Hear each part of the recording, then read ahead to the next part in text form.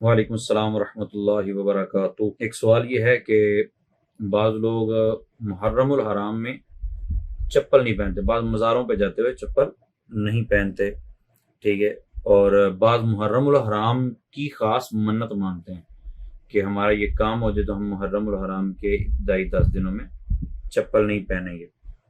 تو ان کا اس طرح کی نیت کرنا کیسا ہے اور چپل نہ پہننا کیسا ہے؟ تو یاد رکھیں کہ اولیاء اللہ کے مزارات کی طرف جانا مردوں کے لیے تو بالکل جائز اور درست ہے، بلکہ مستحب ہے کہ جانا چاہیے۔ اولیاء اللہ کے قرب میں دعائیں قبول ہوتی ہیں اور عورتوں کو جانے کی اجازت ہی نہیں۔ اب رہ گئی بات کہ مزارات کی طرف جاتے ہوئے جوتے اتار کے چلنا۔ اگر کوئی ادب کی وجہ سے ایسا کرتا ہے تو جائز ہے، اس میں کوئی حرج نہیں ہے۔ اچھا، محرم الحرام میں جوتے نہ پہننا، اس کی لاجک کیا ہو سکتی ہے؟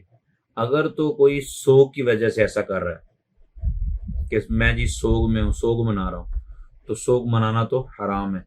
3 دن کے علاوہ سوگ کرنا جائز نہیں ہے۔ یہ صرف اس عورت کو جائز ہے جس کا شوہر فوت ہوا ہو کہ وہ 4 ماہ 10 دن سوگ کرے گی۔ بخاری شریف کی 1281 نمبر حدیث پاک میں یہ بات موجود ہے۔ اس کے علاوہ کسی کو سوگ کی اجازت نہیں ہے۔ اب اگر محرم الحرام میں کوئی امام علی مقام رضی اللہ تعالیٰ عنہ یا اہل بیت کا سوگ مناتے ہوئے ایسا کرتا ہے تو اس کو ایسا نہیں کرنا چاہیے، بلکہ وہ خود بھی جوتا پہنے، اور جن کے پاس جوتے نہیں ہیں ان کو امام علی مقام اور شہدائے اہل بیت کی بارگاہ میں نیاز پیش کرنے کے لیے غریبوں کو جوتے لے کر دے، غریبوں کو جوتے پہنائے۔ سردیوں میں آئیں تو سردیوں کے جوتے، گرمیوں کی صورتحال ہے تو گرمیوں کے جوتے لے کر دے، تو یہ اس کا زیادہ فائدہ ہے، نہ کہ خود ننگے پاؤں رہنے کا کوئی فائدہ ہوگا۔ ایسا کوئی معاملہ نہیں، ٹھیک ہے۔ سوگ کی نیت سے، اور آج کل ہمیں ایسے کرنا بھی نہیں چاہیے۔ کوئی کہہ سکتا ہے کہ میری نیت سوگ کی نہیں ہے، تو آج کل چونکہ محرم الحرام میں سوگ کی وجہ سے ہی لوگ ایسا کرتے ہیں تو ان کی مشابہت سے بچنا چاہیے۔ ان کی مشابہت سے بچتے ہوئے ہم نے سوگ والا انداز بھی نہیں اپنانا۔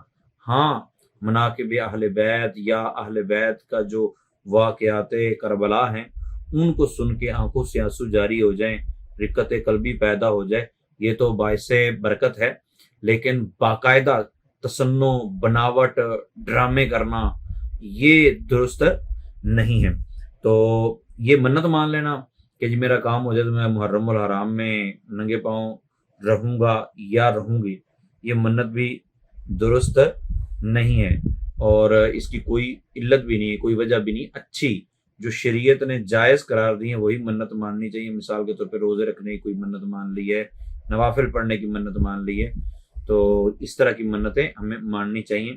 اور جوتے، بغیر جوتوں کے چلنے کی بجائے، یا بعض لوگ پھٹے پرانے کپڑے پہن لیتے ہیں، تو پھٹے پرانے کپڑے پہننے کی بجائے جن کے پاس پھٹے پرانے کپڑے ہیں ان کو نئے کپڑے لے کر دے دیں، اور نیت یہ کریں کہ یہ ثواب جو ہے ہم امام علی مقام کی بارگاہ میں ہدیہ نیاز پیش کر رہے ہیں، تو کل بروز قیامت امید واسق ہے کہ اسی کام کی بدولت ہمیں اہل بیت اطہار کی شفاعت نصیب ہو جائے گی، اور نبی پاک صلی اللہ تعالیٰ علیہ وسلم بھی ہم سے راضی ہوں گے۔ اللہ عمل کی توفیق عطا فرمائے، آمین بجاہ النبی الامین۔ یہ جو جواب میں نے عرض کیا ہے، امیر اہل سنت کی بارگاہ میں بھی اس طرح کے ایک سوال پیش کیا گیا تھا، تو آپ نے صفحہ نمبر 178 ملفوظات امیر علیہ سنت، یہ بہت زبردست کتاب ہے، مکتبۃ مدینہ نے شائع کی ہے، تو اس کے صفحہ نمبر 178 پر اس طرح کا ایک سوال تھا، تو اس کے جواب میں امیر علیہ سنت نے یہ ارشاد فرمایا جو خلاصتاً میں نے آپ کو پیش کیا ہے۔